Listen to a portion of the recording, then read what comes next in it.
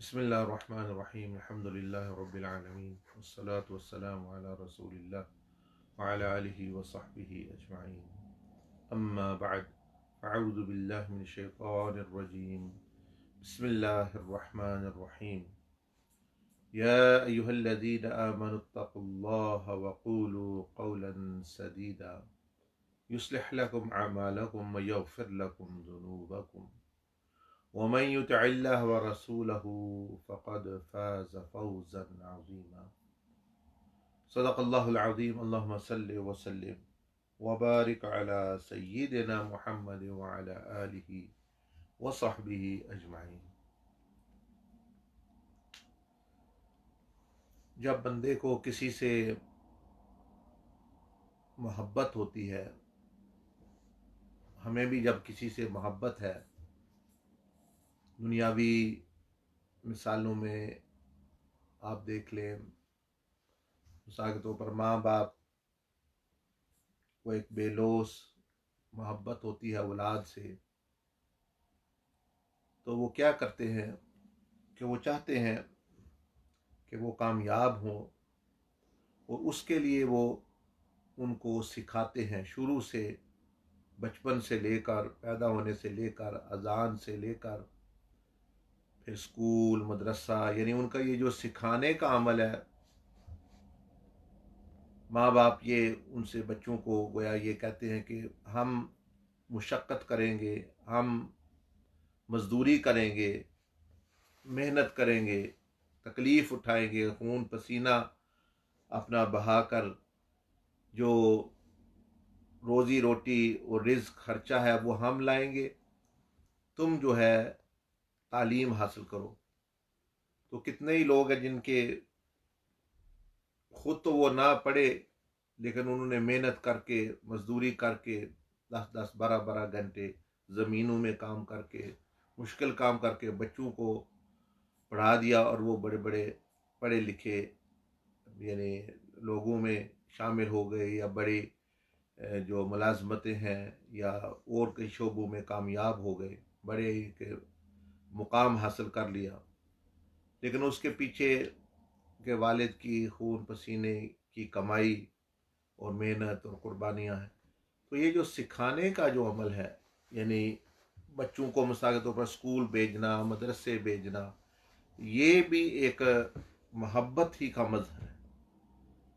محبت نہ ہو تو وہ کہتے ہیں میرے کام کرو، گھر کے کام کرو، جیسے آپ دیکھتے ہیں، حالانکہ ملازموں کے بھی بچے ہی ہوتے، وہ بھی بچے ہیں، پھر ان کو کام پہ لگائے رکھنا، پڑھنا نہ، پڑھانا نہ، یہ عکاسی کر رہا ہے کہ وہ بندے جو ہیں وہ ان سے پوری محبت نہیں رکھتے، بلکہ اپنی غرض پوری کر رہے ہیں، اور جن سے وہ محبت کرتے ہیں ان کو وہ مشقت میں ڈالے ہوئے ہیں، پڑھائی کی محنت میں، اسکول میں جانا۔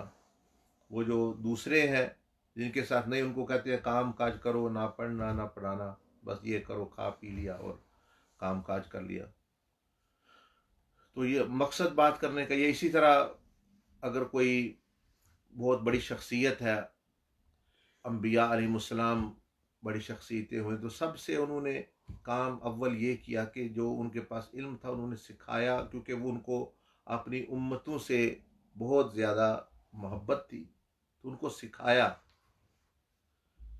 پتھروں کی بارشوں میں اور مختلف تکالیف اور مشقت اور جنگوں اور مخالفت کے باوجود سکھانا ان کو، کیونکہ حضور علیہ السلام تمام انبیاء معلمین تھے۔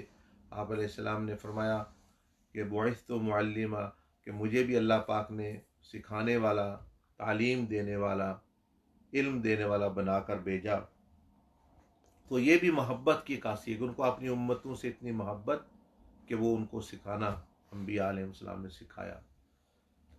اس طرح اس کے اوپر دیکھ لیں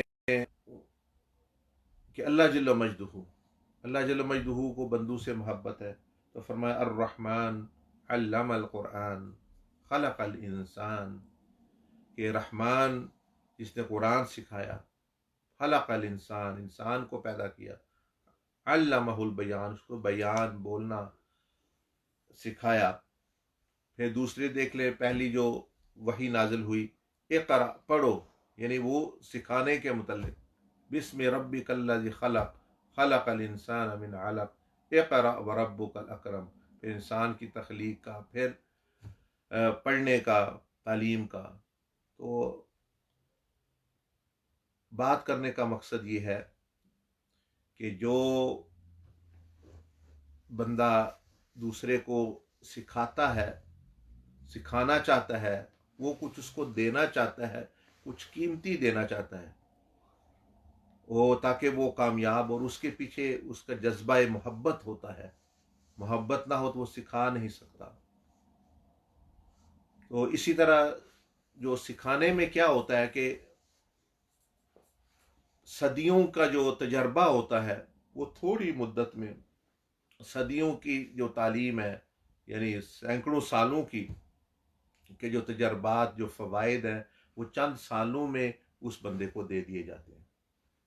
ज़ाहरी फील्ड हो, डॉक्टरी वगैरह, फ़लसफ़ा, जितनी दूसरी हैं ज़ाहरी दुनियावी उलूम है, उनका भी यही है कि हज़ारों साल का जो निचोड़ है वो 16-18 साल में से उसको सिखा दिया जाता है।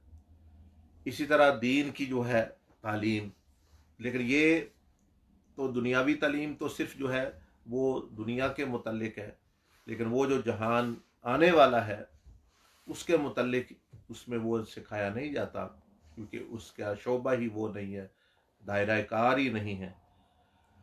तो उसमें तो बंदे की अबदी कामयाबी इंतहाई, तो जो वो चीज़ सिखाए जिससे अबदी, जिससे बंदे का जो हमेशा का मुस्तकबिल बन जाए, उसको कितनी मोहब्बत होगी जो वो सिखाएगा आपको। एक है आर्जी, आर्जी मुस्तकबिल क्या है कि जब भाई 30-35 का हुआ तो जो चंद दहाइयाँ हैं, 60-70-80 साल तक, 100 साल तक वो इसकी अच्छी गुजर जाएंगी, ये है आर्जी मुस्तकबिल।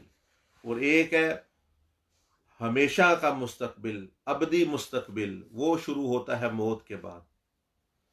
तो जो बंदा आपको वो सिखाए कि आप ऐसा फ़न कि जिससे जो है आपकी जो है यानी हमेशा की कामयाबी होगी, उसको कितनी मोहब्बत होगी।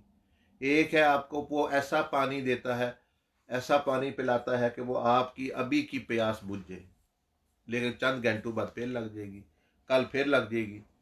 और एक है वो आबे हयात देता है, ऐसा पानी कि जो हमेशा की प्यास ही बुझा दे।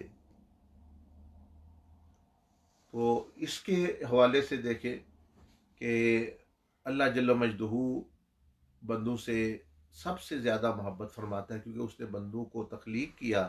तो इसी के ज़िमन में ये जो रोज़े को हम देख रहे हैं, ये एक सिखाने का अमल है। आप इस नज़र से देखें, एक मोहब्बत करने वाली ज़ात, जिनसे वो मोहब्बत करता है उनको कुछ बहुत अहम चीज़ सिखाता है, उनको देता है, और उनको सीखने के लिए, उनको उनकी तरबियत के लिए वो कर रहा है। वो क्या है?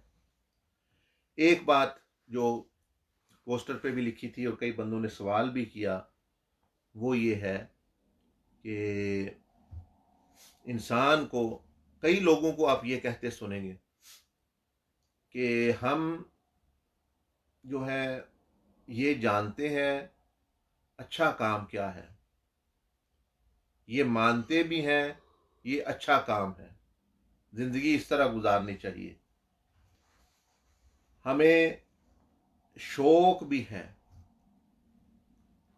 उस अच्छा काम करने का शौक भी है, यानी मोटिवेशन भी है, जानते भी हैं कैसे करना है, वो भी जानते हैं, उसके फायदे भी जानते हैं,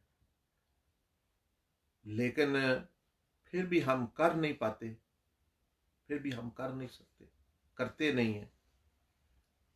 इसकी समझ उनको कई दफ़ा खुद भी नहीं आती कि ये क्यों ऐसा हो रहा है। इसी तरह एक इंसान ये सोचता है और ये कहता भी है और ये सवाल भी करता है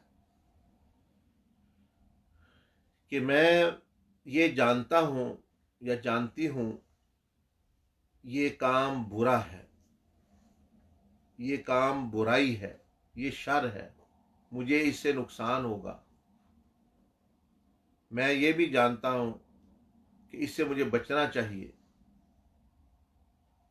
اندر سے گہرائی سے سوچوں تو مجھے یہ کام پسند نہیں، لیکن اس کے باوجود میں کر گزرتا ہوں اس برائی سے، اس نشے سے، اس بری عادت سے میں بچ نہیں سکتا۔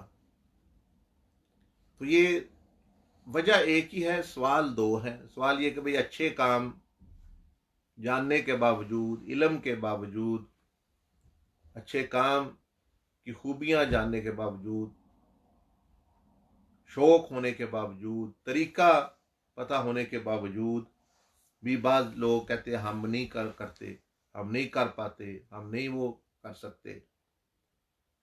اور دوسرا کہ برے اعمال کی برائی کو، نقصانات کو جاننے کے باوجود، اندر سے ناپسند کرنے کے باوجود وہ بچ نہیں سکتے۔ وہ کہتے ہیں ہم بچ نہیں سکتے، حالانکہ پتہ ہے برائی ہے، پتہ ہے یہ بری عادت ہے۔ اس میں کئی عادتیں پڑی ہوئی ہیں، کسی کو کوئی نشہ لگ گیا، کسی کو جو ہے وہ کوئی عادت پڑ گئی، کوئی ویسے باہر پھر کر، اب تو نہیں لیکن پہلے وقت ضائع کر رہا ہے، کام کچھ نہ کر کے وقت ہے، طالب علم ہے وہ اپنا وقت ضائع کر رہا ہے، فون پہ یا انٹرنیٹ پہ فضول چیزیں دیکھتے رہے، بیٹھے رہے، وقت گھنٹوں کے گھنٹوں ضائع ہو گئے، گپے مارتے رہے دوسروں سے، لیکن وہ اندر سے بندہ جانتا ہے کہ یہ میں ٹھیک نہیں کر رہا، یہ میں غلط کر رہا ہوں، اور یہ بھی جانتا ہے کہ کیا مجھے کرنا چاہیے، یعنی دل سے وہ مانتا ہے۔ وہ اس لیے کہ اس میں بھی بندے کا کوئی کمال نہیں، یہ جاننے میں کہ بھائی برا کام میں نہیں کرنا، اچھا کام کرنا، اس میں بندے کا کوئی کمال نہیں۔ وہ اللہ جل مجدہ نے جو بنیادی ہدایت عطا فرما دی ہے، فَأَلْهَمَهَا فُجُورَهَا وَتَقْوَاهَا، کہ نیکی اور بدی، اچھائی اور برائی، اس کا شعور اس کو الہام فرما دیا اللہ پاک نے، اس کے بلٹ ان کر دیا ہے، اس کو پروگرام کر دیا ہے۔ مثلا جیسے کمپیوٹر پروگرام ہوتا ہے تو اس کا مائنڈ، اس کا ہارٹ، اس کا دل اور دماغ اور نفس جو ہے وہ پروگرام ہوا ہے کہ یہ کام اچھا نہیں ہے، یہ کام اچھا ہے بنیادی طور پر۔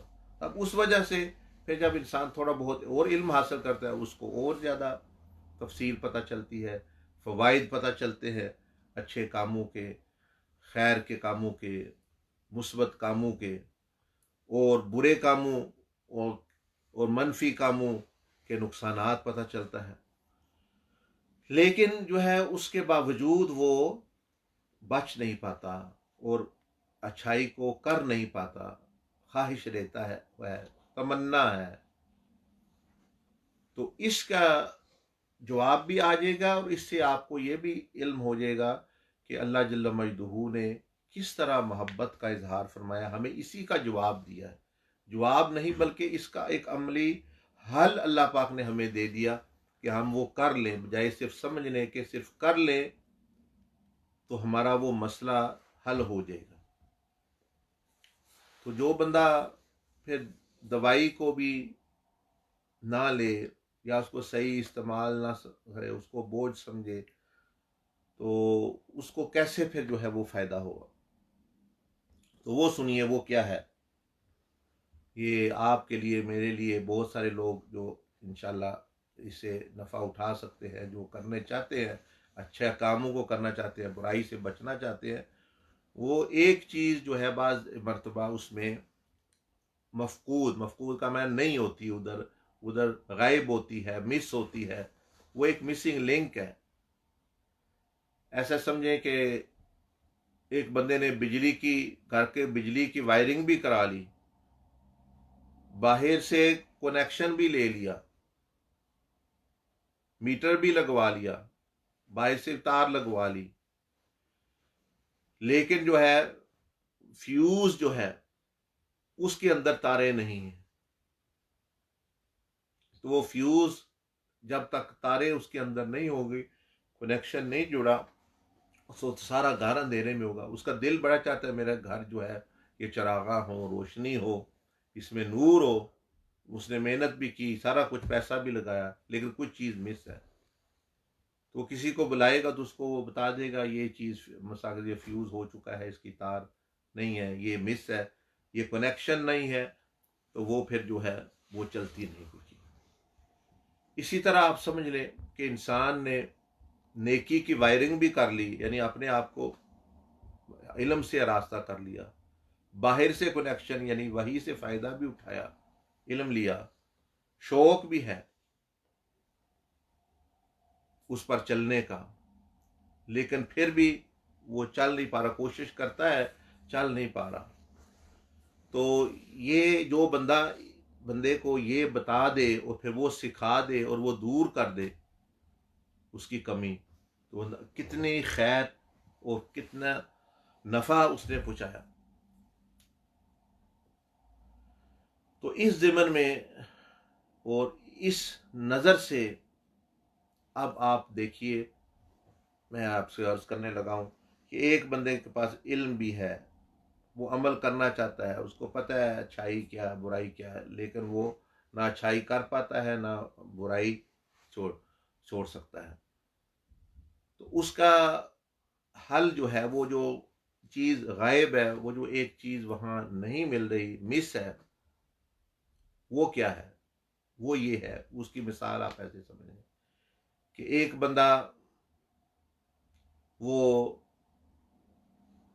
مثال کے طور پر گاڑی چلانا چاہتا ہے، اس کو گاڑیوں کا بڑا شوق ہے، گاڑی چلانے کا شوق ہے، پیسے بھی خرچ کیے، گاڑی بھی لے لی، اپنا لباس بھی پہن لیا، گاڑی میں پیٹرول بھی ڈال دیا.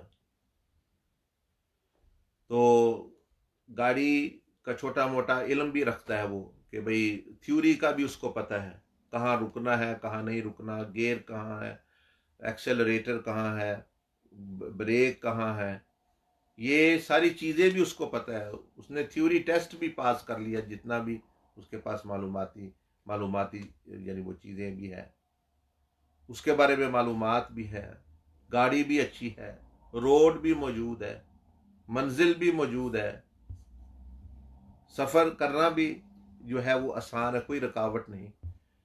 تو وہ گاڑی پھر بھی یا موٹر سائیکل ہے، بیٹھتا ہے تو گاڑی چلتی نہیں، وہ اپنی منزل پہ پہنچ نہیں سکتا، یہاں سے ہلتی ہی نہیں، اگر ہلی ہے تو وہ کسی چیز سے ٹکرا گئی ہے.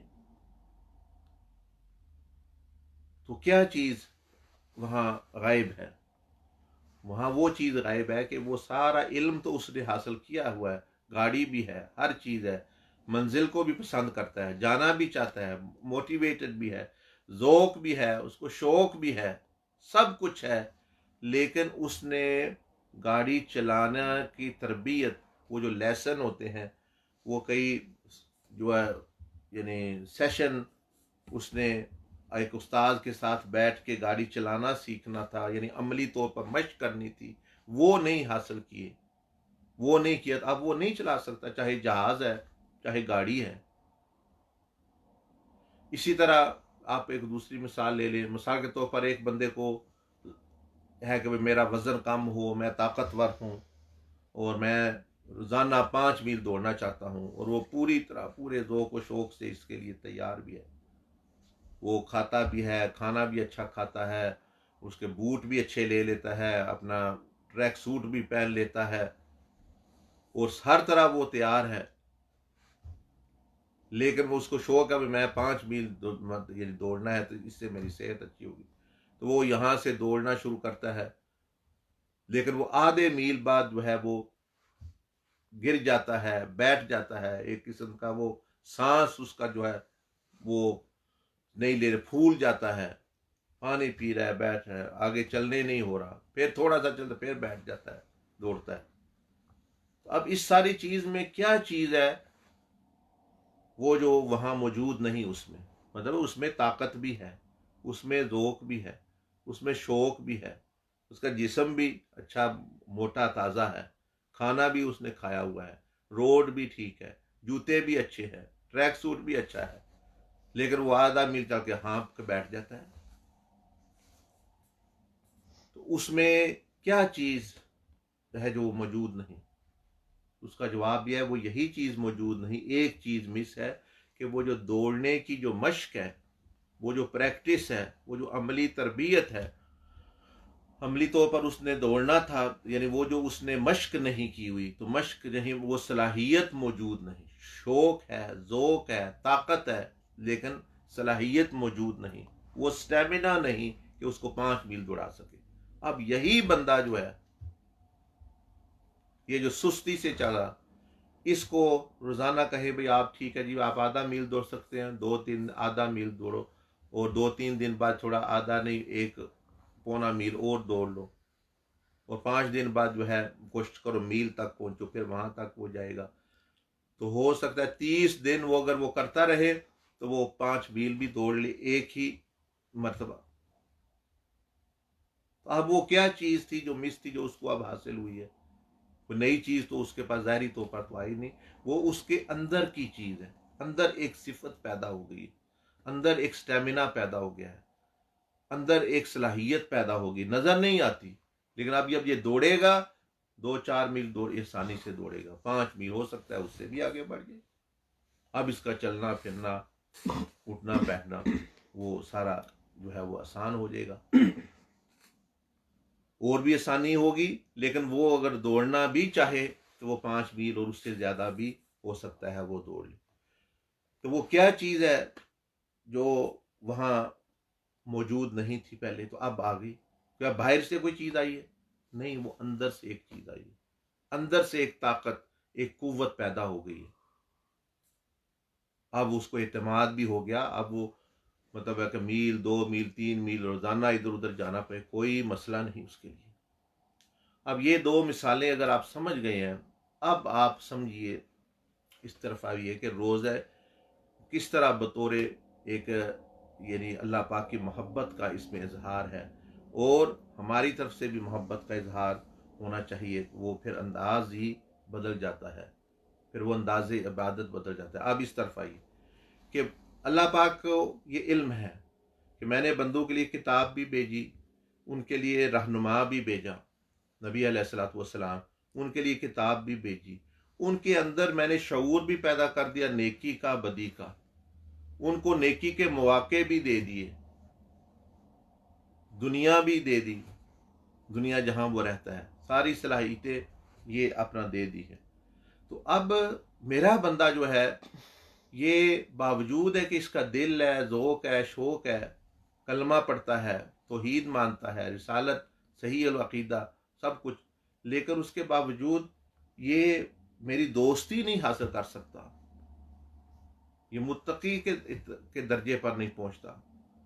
وہ جو دوستی، وہ جو ثمرات اس کو ملنے تھے، وہ جو انعامات، روحانیت ملنی تھی، وہ اس کو نہیں مل رہی.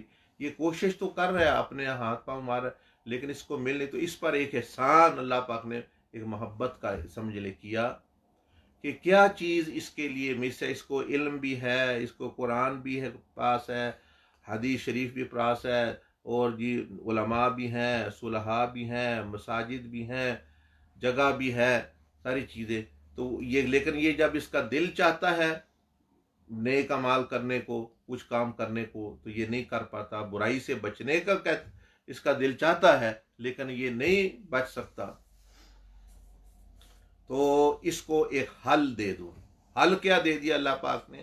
کہ وہ مشق والا جو حصہ تھا، وہ جو تربیت والا چیز جو مس تھی، کہ اس کو مشق کرائی جائے، کہ روزہ رکھ کے یعنی عملی طور پر اس کا حلال بھی چھڑا دیا جائے، اس کے جائز خواہشات بھی اتنا اس کو ضبط دیا جائے کہ اور بار بار کرائی جائے، 1 نہیں، 2 نہیں، 3 نہیں، 4 نہیں، 5 نہیں، 30 دن اس کو اس درجے کی کرائی جائے کہ اس کے اندر وہ قوت، ایک نئی قوت، جس طرح وہ دوڑنے والے کے اندر ایک نئی قوت ضبط کی، سٹیمنا کی پیدا ہوگی، گاڑی چلانے والے میں ایک ڈرائیونگ کی صفت پیدا ہوگی ہے، تو اس کے اندر بھی وہ صفت پیدا ہو جائے. اسی صفت کا نام ہے تقوی. اب آپ کو سمجھ آ گیا ہوگا تقوی نظر نہیں آتا، تقوی اندر کی چیز ہے. اس لیے حضور علیہ السلام فرمایا اور اپنے سینے کی طرف اشارہ فرمایا، تقوی ہا ہونا، تقوی اندر کی چیز ہے. وہ ایک قوت کا نام ہے، وہ ایک روحانی قوت کا نام ہے جو مشق کرنے کے بعد انسان میں پیدا ہو جاتی ہے. اب جو ہے اگر اس کو علم ہے، ذوق ہے، شوق ہے، یہ اچھائی ہے تو وہ کر گزرے گا، اس کے لیے کرنا آسان ہو جائے گا. اگر اس کے اندر اس کو پتہ ہے یہ برائی ہے، میں نے بچنا ہے، اس عادت کو چھوڑنا ہے، تو اس کے اندر وہ صلاحیت موجود ہے چھوڑنے کی. وہ جو کھانا چھوڑ سکتا ہے وہی زنا بھی چھوڑ سکتا ہے، وہی فسق بھی چھوڑ سکتا ہے، وہی نشہ بھی. قوت ایک ہی ہے. مثلا آپ میں طاقت آ گئی، اب 10 کلو چاہے آم اٹھا لیں، 10 کلو مالٹے اٹھا لیں، 10 کلو لوہا اٹھا لیں، 10 کلو لکڑی اٹھا لیں، 10 کلو کے کپڑے اٹھا لیں. اگر قوت آ گئی ہے بچنے کی تو چاہے وہ مارنے کی اور اپنے آپ کو نقصان سے بچانے کی، چاہے سانپ آ رہا ہے، شیر آ رہا ہے اور کوئی اور چیز نقصان دہ آ رہی ہے، تو وہ اپنی مدافعت کر سکتا ہے اور اپنی منزل پر بھی پہنچ سکتا ہے. تو پھر آپ اس سے سوچیں اور ذہنی طور پر تصور کریں کہ اس ذات کو کتنی محبت ہے کہ اس نے ایک ایسا نسخہ دیا جس سے انسان رب تک پہنچ جاتا ہے، اپنی ابدی یعنی کامیابی حاصل کر سکتا ہے. اور یہ اس کو تربیت کا ایک مشق کا ایک ذریعہ جو دے دیا، تو وہ ذات کتنی محبت ہے. اور یہ اس کا اظہار محبت ہے. جیسے آپ کو کوئی ٹریننگ ڈرائیونگ سکھا رہا ہے، آپ کو کوئی جو ہے سوئمنگ سکھا رہا ہے، آپ کو کوئی انجینئر بننا سکھا رہا ہے، آپ کو کوئی ڈاکٹری سکھا رہا ہے، کوئی چیز سکھا رہا ہے، تو اس کی محبت ہے اور وہ آپ سے کچھ لے بھی نہیں رہا، تو پھر کتنی محبت ہے. تو روزہ یہ ایک جو ہے سمجھے محبت کا مظہر ہے، اللہ پاک کی محبت کا، کہ وہ نسخہ ہے اس میں. اب جب بندے کو یہ سمجھ آ جاتی ہے تو بندہ بھی پھر جو ہے وہ کہتا ہے کہ رب پہ قربان جاؤں، اور وہ پھر ذوق و شوق سے اس مشق کو کرتا ہے. اسی سے اس میں وہ چیز پیدا ہو جاتی ہے جو وہ جس سے وہ نیکی کر سکتا ہے برائی سے، اور اسی کا نام ہے تقوی.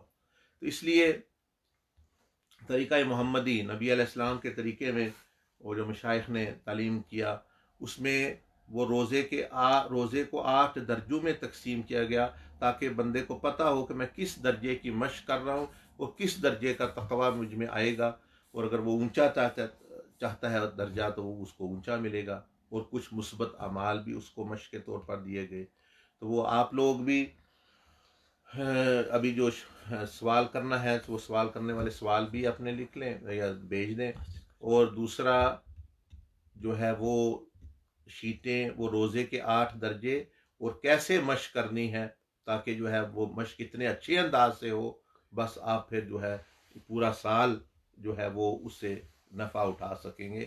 اور اس میں پھر کیا فائدہ ہوگا، جو برائی آئے گی اس سے بچ جائیں گے، جو اچھائی آئے گی وہ کرنا چاہیں گے اس کو جو ہے وہ کرنا آپ کے لیے آسان ہو جائے گا. اللہ جل مجدہ مجھے بھی آپ کو بھی توفیق عطا فرمائے.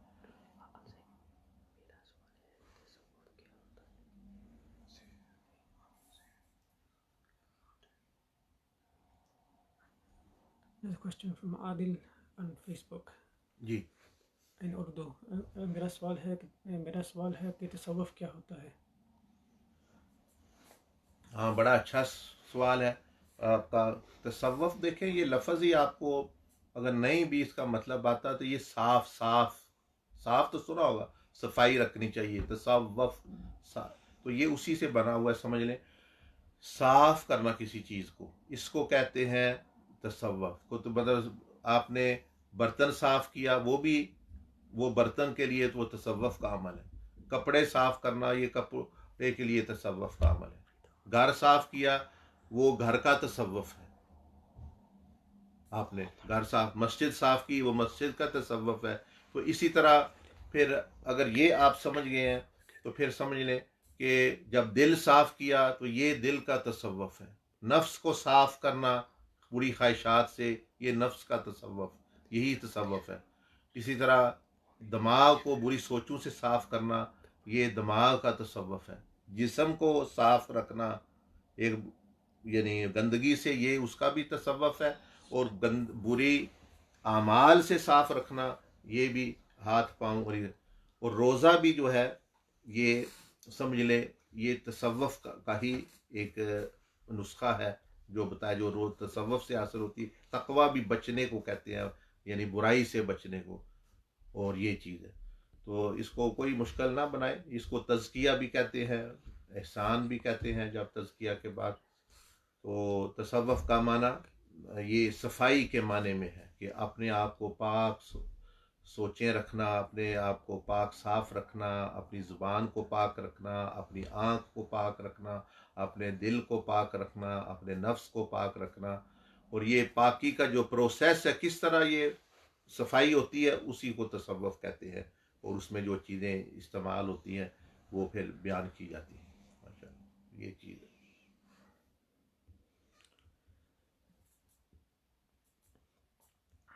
The question from Facebook from Abu Ayan in Urdu. السلام علیکم ورحمۃ اللہ وبرکاتہ. حضرت صاحب، میرا سوال روزے کے فدیہ کے متعلق ہے.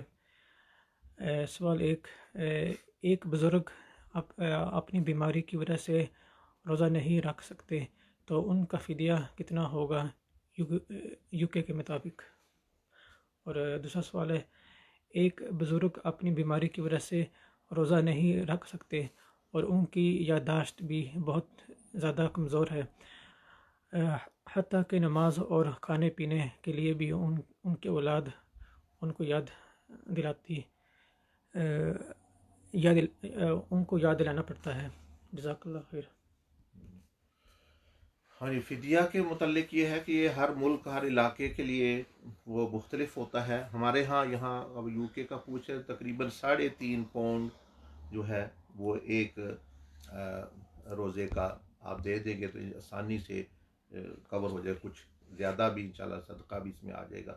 تو 3.5 تو یہ انشاءاللہ پھر 30 روزوں کا آپ حساب لگا لیں.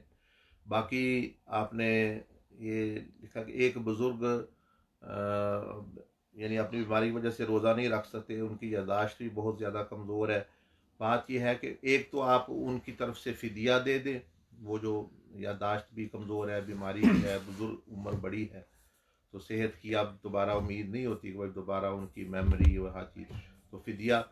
دوسرا یہ یاد رکھیں کہ آپ کے لیے بھی سنیں اور ان کو لیے بھی خوشخبری ہے کہ حضور علیہ السلام نے یہ ارشاد فرمایا کہ جو بندہ بڑی بیماری یا بڑی عمر کی وجہ سے وہ اب عبادت نہیں کر سکتا تو اللہ جل مجدہ کی طرف سے فرشتوں کو یہ حکم ہوتا ہے کہ فرشتوں وہی اس کے اعمال لکھو، وہی عبادات لکھو جو یہ صحت کے زمانے میں یا جوانی کے زمانے میں یہ کرتا تھا. اب جو ہے یعنی بات تو ایک تو یہ خوشخبری ہے بزرگوں کے لیے کہ ان کے لیے وہی عبادت لکھیے وہ جو پہلے کرتے تھے جب یہ عارضے ان کے ساتھ یعنی بیماریاں وغیرہ یا یہ بھولنے وغیرہ کا جو تھا مسئلہ نہیں تھا. اور لیکن جو ہے اب کیونکہ روزہ فرض ہے تو اس کے لیے آپ اگر ان کی اولاد ہیں تو ان کے مال سے یا اپنی طرف سے دیں ان کی، تو وہ اپنا یہ بھی یعنی ان کی اجازت سے جو ہے دیں، بہت اچھا ہے. تو فدیہ جو ہے وہ دے دیں انشاءاللہ. There's a question from Shahadat Hussein on Facebook. Should a person still continue in dawah work? He or she continually seems to sin or shows slackness in offering Islamic duties. Sorry, I didn't fully understand the lecture. If it's completely not related. Right. If the question is of the brother that if a person is sinful or he's sinning sometime, but should he still give dawah, meaning invite towards goodness or give good message?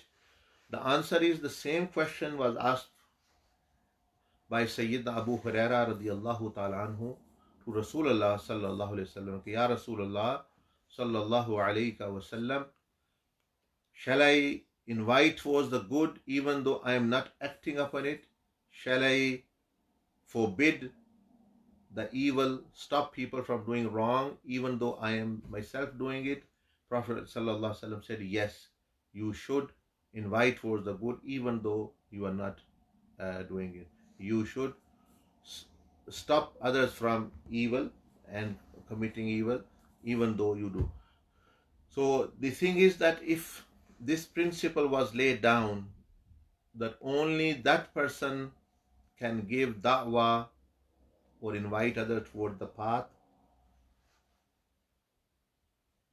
who do not have any sin, then accept prophets and messengers. No one else can do da'wah, because there is no one who is ma'soom, protected with divine protection from sin. So that means that only Anbiya alayhi salam would have been, because all other, no matter how a great wali person is, still there might be little mistakes, or he can commit sin sometime, a minor sin, be it a minor one. So there is no guarantee. So this means that this principle is not good, not correct. The correct should be, you should continue dawah and at the same time try to stop from the whatever evil you are doing. You should invite towards the good, and if you are not doing it, at the same time try that you do bring into your practice. This is for general. But for people who are leaders, for people who are, you may say, mashayikh and ulama and in leadership position, they should follow and they should act upon whatever they preach. Only then there will be blessing and barakah in their, actually, you may say, dawah and everything. That is when you are in a leadership position. For other, actually, they shouldn't stop, because inviting towards goodness is a separate virtue. Amar bil maroof, nahi anil munkar is a separate. Doing good is a separate virtue. So the answer to your question is no, don't wait for that. Actually, what you should do is keep on inviting towards the goodness, and at the same time keep on trying to act upon as well yourself. There's a question from Abdurrahman from YouTube. What is the best action or deed that pleases the teachers of this path, other than the personal amals? You see, whatever pleases Allah subhanahu wa ta'ala and Rasulullah sallallahu alaihi wasallam, that pleases the awliya as well. So yes, one thing which pleases, like you said, other than the personal amal, other than that, actually, what pleases them is seeing the seekers or the students sharing the message, sharing the beautiful message of Islam and ihsan and the path with others. That, and second thing is the seeing that did the person have adab, manners dealing with the creation. So being good with the creation, worldly, and also inviting them toward actually the salvation and paradise and the closeness of Allah. These two things actually make them very much pleased if a person does that. Another question from YouTube. What is the meaning of this quote, "The one who knows himself knows his Lord"? This is a quote. It can have many different meanings, but what it means is that if you don't know yourself, if you don't know who you are, then you don't know that you are created by someone. Let's say you have to accept you are a creation, then you accept that there will be a creator. Firstly, you have to know you are in need, then you know that someone who can fulfill your need. So meaning, knowing your limitation, knowing your status, that you are a abd and you are a servant, you are not the master, because accepting yourself as a servant actually encourages you to find the master. Accepting yourself creation then you are in the search of Creator. Accepting yourself as that you don't have knowledge, that actually then encourages you to refer to the one who have knowledge. So this is meaning knowing yourself, that where you came from, what it means, where you came from, who created you, and where you are, and where you will be going. So learning about yourself, this is actually one meaning of that quote. There's a question from Mustafa Ashrafi from YouTube. What is the purpose of Muqam Ihsan? The purpose of Muqam Ihsan is that the person achieves the pleasure of Allah subhanahu wa ta'ala. Muqam Ihsan means that doing everything in the most suitable, the most perfect way. So if you worship, if you live your life in the best possible way, then Allah subhanahu wa ta'ala become pleased with, and when Allah azza wa jal become pleased, He makes you pleased forever and ever and ever, in the life here to come, and also in this life as well. So the purpose of ihsan, achieving ihsan, is the rida of Allah subhanahu wa ta'ala. Question from the same person. There are so many sheikh around the world. How can I find the one who can help me with this to achieve the friendship with Allah Azza wa Jal? Yes, that is true, mashallah, that there are so many people, teachers, and mashayikh, meaning actually people who master or who are doctors in this science of self-purification. Firstly, one should know that who would be the sheikh or peer or murshid. He is supposed to be a miniature model of the prophetic conduct and the prophetic sunnah. So firstly, he should read about the seerah of the Prophet ﷺ, that what was the attitude, the behavior, the conduct, the other ways how Rasulullah ﷺ lived his life. So one, he's got the model in his mind. Now he should firstly see that who is matching that model the most. So that is one thing, that he should be emulating physically and spiritually Rasulullah sallallahu alayhi wa alihi wasallam. Secondly, he is from the beliefs which of the Prophet alayhi salatu wasalam. What is that is called the beliefs of Sunnah, Ahlus Sunnah, the beliefs which the Sahaba had. That is the Jama'ah, to Ahlus Sunnah wal Jama'ah. Thirdly, that he must know how to take the seeker from the state of sinfulness to the state of righteousness, the state of ghafla to the state of presence, from the state he is now friend of dunya and nafs and shaitan to the friendship of Allah subhanahu wa ta'ala, from the physical world to the spiritual world, from ilmul yaqeen to ainul yaqeen, so that to increase his faith and all. So one should ask that person, how are you going to take me to Allah subhanahu wa ta'ala? How long it will take? What is the methodology? What are the conditions? What is the objective? So they should have a plan. They should have a plan for you. And fourthly, that person has actually is as a master is following the previous mashayikh. He is on the path of the previous mashayikh.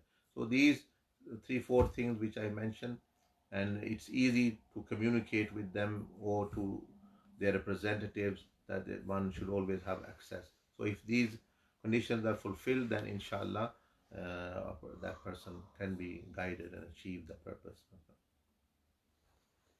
It's a question from Brother Afzal Shafi from Bolton. How ایک مرید اپنے شیخ میں کیسے فنا ہو سکتا ہے؟ ہاں، ایک مرید جو ہے اپنے شیخ میں کیسے فنا کا مطلب یہ ہے، دو چیزیں ہیں. ایک تو اس کی جو تعلیمات ہیں، تعلیمات مین ٹیچنگز. ایک تو اس کی تعلیمات میں یعنی اپنی ساری جتنی وہ معلومات ہے وہ چھوڑے، اور جو وہ بتائے بس اس پہ ہی یعنی وہ عمل کرے. جیسے کئی لوگوں کی عادت ہوتی ہے وہ اپنے مرضی کے وظیفے اپنی مرضی کے طریقے اختیار کرتے رہتے ہیں، اس سے پھر جو ہے وہ ان کو کامیابی نہیں ملتی، تو بڑی دیر ہو جاتی ہے اور بعد مرتبہ نقصان بھی۔ تو وہ ایک جو بنا بنایا اور ایک جس پر ہزاروں لاکھوں لوگ جس راستے پہ چل کے ہدایت پا کے پہنچ چکے ہیں وہ رستہ اختیار کرے۔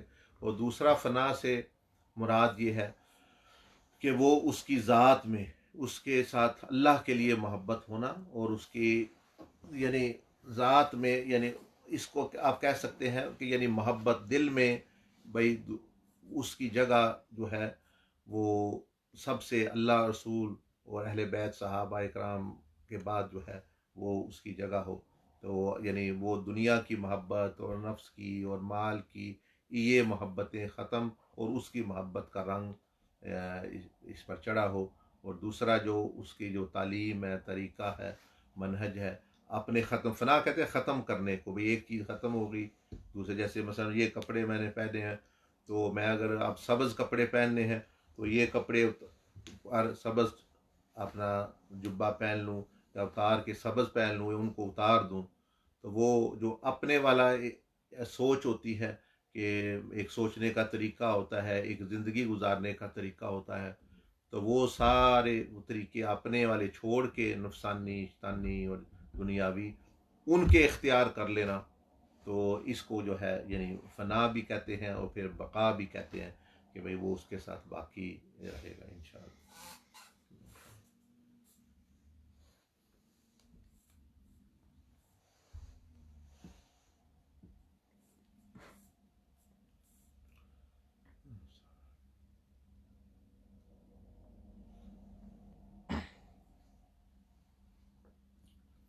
استغفر اللہ العظیم۔